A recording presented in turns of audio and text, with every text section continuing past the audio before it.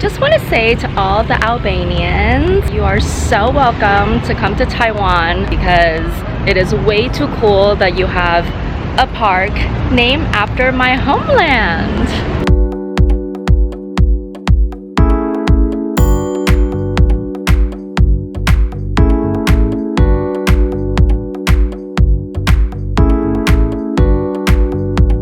We're now at Bunk'Art, which are these little pit bunks that were built during the communist era, and they're now scattered all over Albania, and we're gonna check it out. One of the most visited museums in Tirana must be Bunk'Art 2, a formerly top-secret nuclear bunker operated by the communist police. The 1,000 square meter bunker showcases an extensive underground network built between 1981 and 1986 to house elite government officials and policemen during nuclear attacks. Former leader Enver Hoxha built hundreds and thousands of bunkers throughout Albania due to his paranoia of attacks by the imperialist America and social imperialist Soviet Union. Today, the museum depicts the political persecution of 100,000 Albanians during his leadership.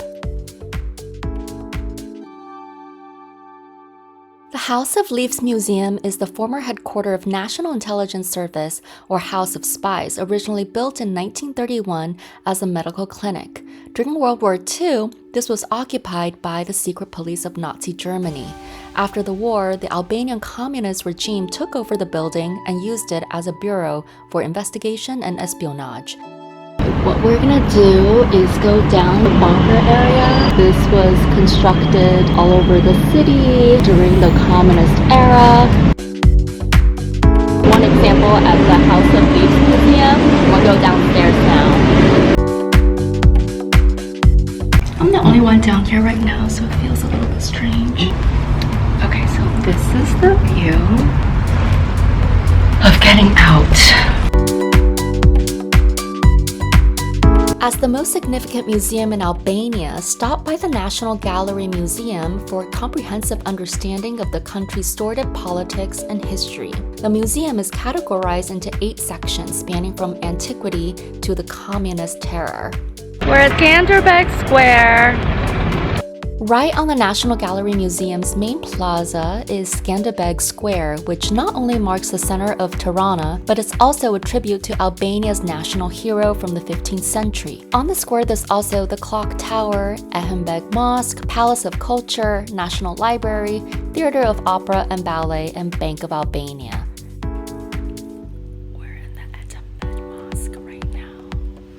A few steps away from the Skanderbeg statue is the minute but magnificent Bej Mosque. Founded at the end of 18th century, the mosque miraculously survived destruction when other religious buildings were either torn down or converted into workshops during 1960s. To fight for religious freedom, 10,000 Albanians entered the mosque carrying flags on January 18, 1991. This also marked the end of communist regime in Albania. Today, you can admire the Islamic frescoes and paintings inside and outside of the beautiful architecture. We are now inside the Bej Mosque in the middle of the Skanderbeg Square. For Taiwanese like me, it was a thrilling surprise to stroll through a park named after my homeland in the middle of Tirana. The park was built in 1950 when Albania's communist regime terminated its relationship with China and named the park Taiwan to support the island's sovereignty. Today, the complex is a popular place to hang out, so don't be surprised to hear Albanians say, "Let's meet in Taiwan." Since I came and arrived in Tirana, it feels really like Taiwan or Taipei 20 years ago. I think it's just this urban development. Some parts of it looks really familiar to me. Apparently there's a Taiwan Park here, along with the Taiwan Pool, Taiwan Recreation Center. So when young people gather in this area, they'll say, "Oh, I'm going to Taiwan."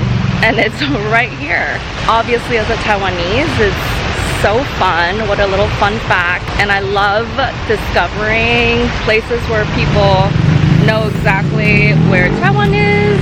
Also known as the Fortress of Justinian, Tirana Castle dates all the way back to 1300 from the Byzantine period. This area has always been the heart of the city since it's where the east, west, north, and south meet.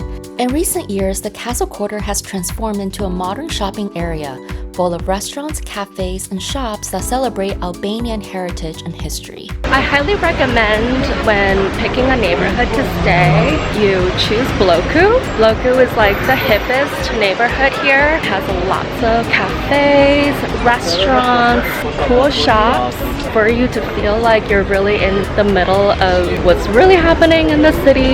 Definitely choose Blloku. So I've mentioned this in a TikTok. There's no Uber here, but there's taxis everywhere. The amount of yellow taxis here also is another thing that reminds me of Taipei. You can just like flag one down, make sure the meter is on. On every list, the bar to go to is called the Sky Tower. So I'm trying to reach there, but I think it's under construction because I'm pretty sure it's that thing over there. We'll see. 2 blocks away.